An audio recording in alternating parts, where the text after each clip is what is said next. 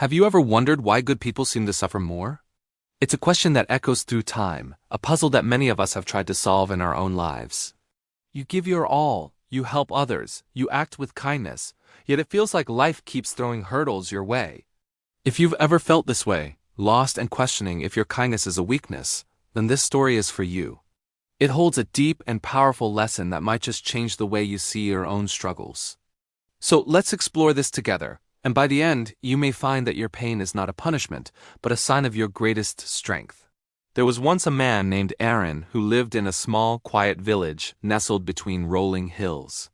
Aaron was known by everyone not for his wealth or his status, but for the boundless kindness of his heart. He was the sort of person who lived the values others only spoke about. If he saw someone hungry on the street, he wouldn't just give them a coin. He would take them home and share his own meal, making sure they felt seen and cared for. If a traveler was caught in a sudden chill, Aaron would literally give the jacket off his back without a second thought for his own comfort. He was a beacon of compassion. When someone felt lonely or lost, they knew they could find a friend in Aaron. He would stay up through the darkest hours of the night, not to offer advice or solutions, but simply to listen. His presence was a quiet comfort, a safe harbor in a storm. But here's the paradox of Aaron's life. Despite his unwavering generosity and his pure intentions, his own journey was filled with hardship and struggle. It was as if a shadow followed him, turning his good deeds into personal misfortunes. Promising opportunities that seemed just within his grasp would mysteriously slip away at the last moment. People he placed his complete trust in, friends he had supported through their toughest times, would turn around and betray him, leaving him with a heart full of wounds. And many, seeing his gentle nature, saw it not as a strength, but as a weakness to be exploited. They took his kindness for granted, draining his energy and his resources without a word of thanks. His life was a constant cycle of giving, only to be met with taking. One evening, after another day of disappointment, Aaron felt a heavy weight settle on his soul. He was tired, confused, and his spirit felt bruised. The question that had been a whisper in the back of his mind was now a deafening roar. Why? He couldn't carry the burden of this confusion alone anymore. He decided to visit the old wise man who lived at the edge of the village, a man renowned for his deep understanding of life's mysteries. Aaron found him sitting peacefully under a sprawling banyan tree. With a heavy heart, Aaron sat down and poured out his pain.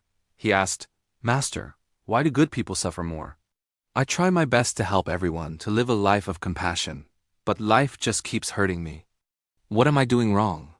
He looked at the wise man, his eyes pleading for an answer that would make sense of his suffering. The wise man listened patiently, his gaze calm and understanding. He didn't offer a quick or simple answer. Instead, he quietly stood up, went inside his small hut, and came back with 2 cups and a pot of steaming hot tea. He placed 1 cup in front of Aaron and began to pour. He poured and poured, filling the cup to the very brim, and then kept pouring. The hot tea spilled over the sides, cascading onto Aaron's hand. "Ouch!" Aaron cried out, pulling his hand away from the burning liquid. He looked at the wise man, puzzled by his action. The wise man looked at him, his eyes holding a profound lesson, and said softly, "This is why good people feel more pain." He paused, letting the words sink in.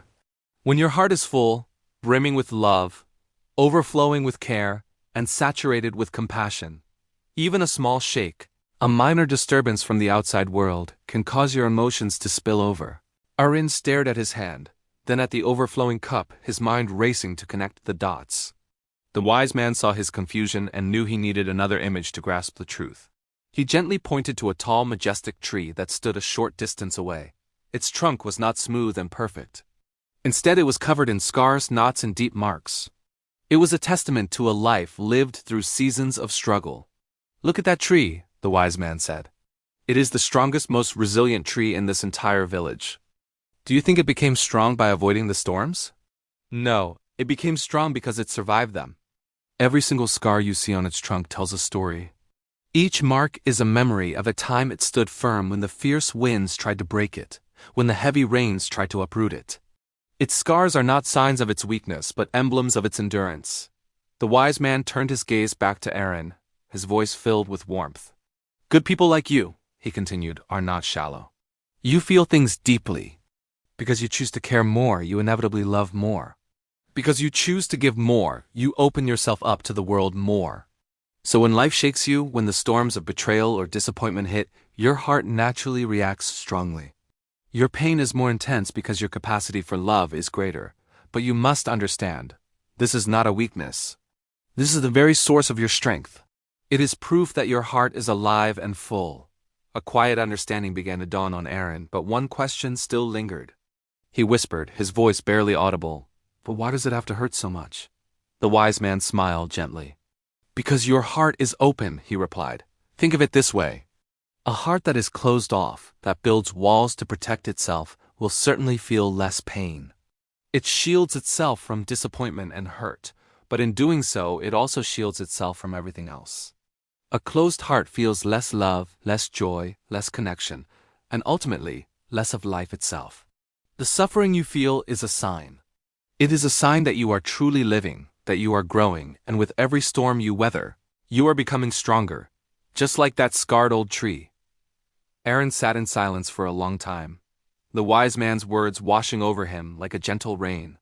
He walked home as the sun set, painting the sky in hues of orange and purple. His problems hadn't magically disappeared. The people who took advantage of him were still there. The memory of betrayal still stung, but something fundamental inside him had shifted.